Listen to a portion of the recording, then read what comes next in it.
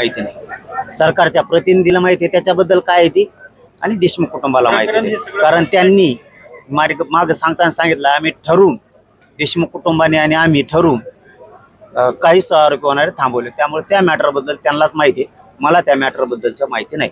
ज्या दिवशी देशमुख कुटुंबाला गरज लागेल त्या दिवशी मी उभा राहील. पण आज मला माहीत नाही, त्यांचा अंधारात आधी काय ठरतंय हे मला माहीत नाही.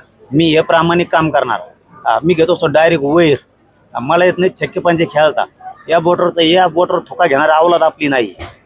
त्यामुळे त्यांनी जाहीर मीडियाला त्याच वेळेस सांगितलेलं आहे की आम्ही ठरवून, देशमुख कुटुंबाने आणि आम्ही, म्हणजे देवेंद्र फडणवीस त्या सरकारच्या प्रतिनिधीच्या माध्यमातून बरोबर डाव साधलाय.